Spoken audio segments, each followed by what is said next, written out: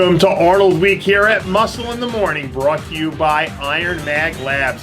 Make your mark. I'm Dave Palumbo, and today is Tuesday, March 1st, 2016. Let's find out what's going on in the world of bodybuilding and fitness.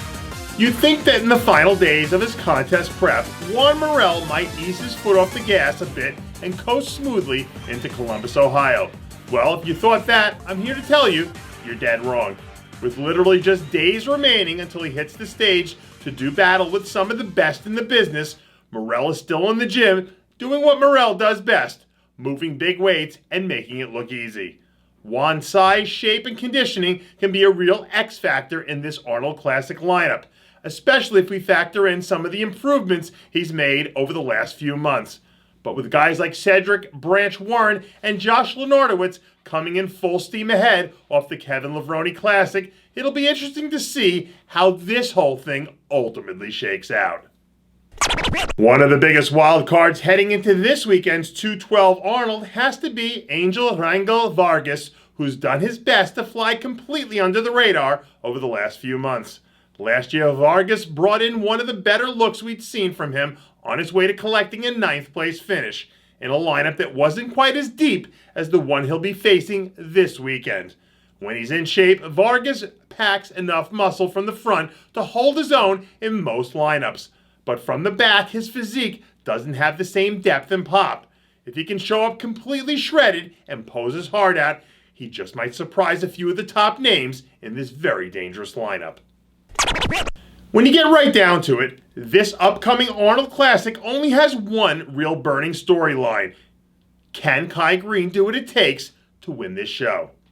Well, if we eliminate the craziness from the last two Mr. Olympias from the equation, the truth is that right now, at this very moment, we haven't seen Greene at his best since he won the Prague Pro 2.5 years ago.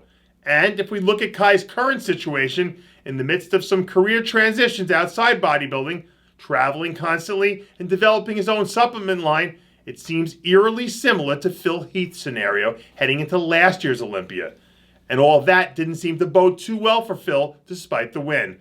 But Greene is the enigma of enigmas, and he loves a good dramatic storyline to perform at his best. And with all the drama we've seen from him over the last 18 months, this just might be all the motivation he needs to show up at his all-time best. It looks like the road to the comeback trail may still be alive for Mike Dragna.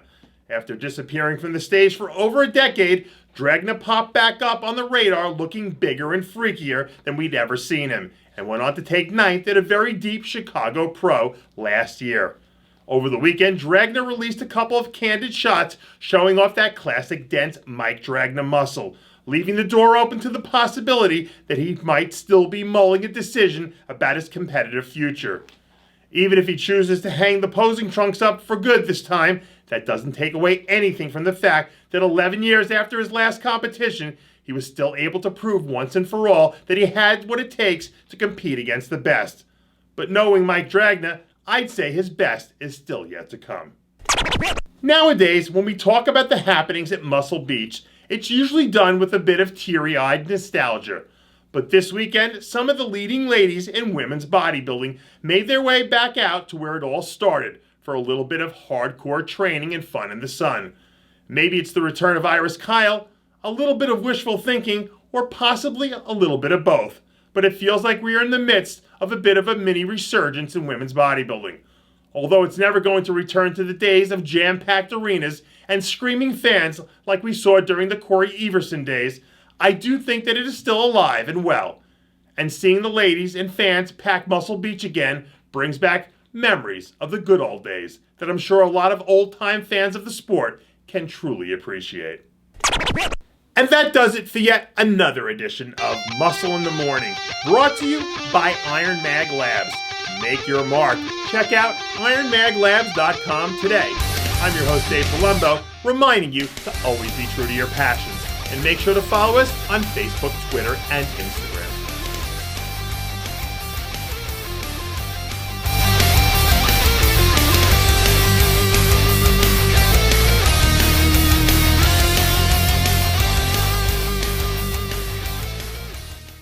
Hey guys, it's Stevie B here.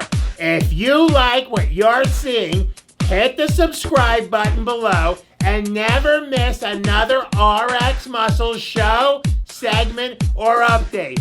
RX Muscle is #1. Woo!